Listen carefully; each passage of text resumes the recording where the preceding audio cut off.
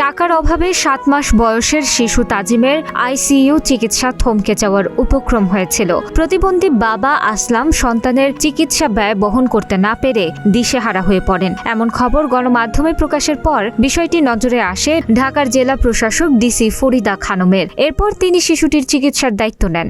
Van চালক একটা আসলামের 7 মাস বয়সী একটা শিশু, তাকে চিকিৎসার অভাবে ট্রিটমেন্ট করতে পারছিল না এবং তারা নিয়ে যেতে চাচ্ছিল, টাকার অভাবে নিয়ে যেতে চাচ্ছিল।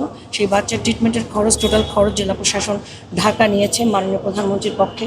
একটা ইমামের ছেলে যে তাকে চিকিৎসকরা ধরেই নিয়েছিল যে সে 12 ঘন্টার ভেতরে, ভর্তির 12 ঘন্টার ভেতরে মারা যাবে। তো হসপিটাল কর্তৃপক্ষ, ডাক্তারদের আন্তরিক প্রচেষ্টা, নার্সদের তত্ত্বাবধানে শিশুটি এবং আল্লাহ পাকের অশেষ সহমতে সে এখন ইমপ্রুভিং একটা স্টেজে আছে। জেলা প্রশাসন তারও চিকিৎসা সেবার দায়িত্ব নিয়েছে।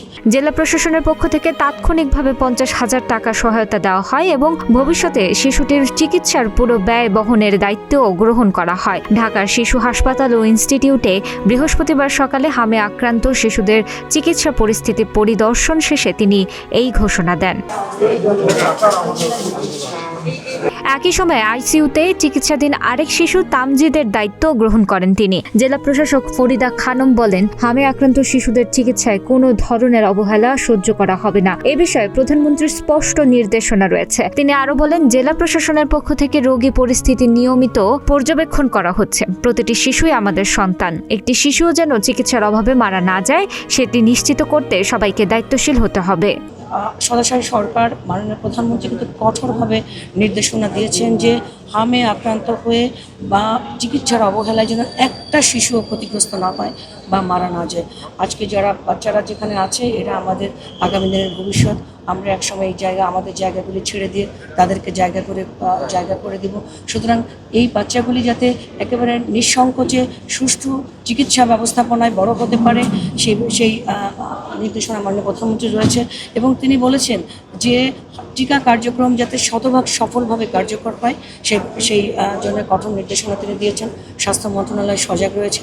জেলা প্রশাসন সবসময়ের জন্য অসহায় দুস্থ গরিব বাচ্চাদের পাশে থাকবে কথা দিয়েছে এবং আমরা পাশে আছি।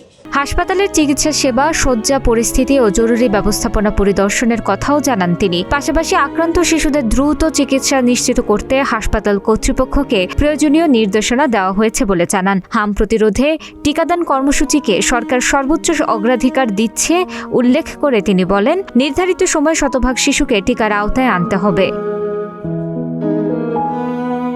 এদিকে জেলা প্রশাসনের সহায়তা পেয়ে কিছুটা স্বস্তি ফিরে পেয়েছে শিশু তাজিমের পরিবার।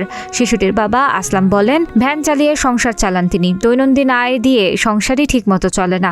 সেখানে সন্তানের আইসিইউ খরচ চালানো অসম্ভব হয়ে পড়েছিল। তিনি বলেন, এমন সময় জেলা প্রশাসক আমার সন্তানের পাশে দাঁড়িয়েছেন। আল্লাহ যেন তাকিয়ে ভালো রাখেন। শিশু তামজিদের মা শাহিনুর বলেন, টাকার অভাবে চিকিৎসা চালাতে না পেরে তারা হতাশ হয়ে পড়েছিলেন। জেলা প্রশাসকের সহায়তায় সন্তানের নতুন আশার আলো দেখতে পাচ্ছেন বলে তিনি জানান।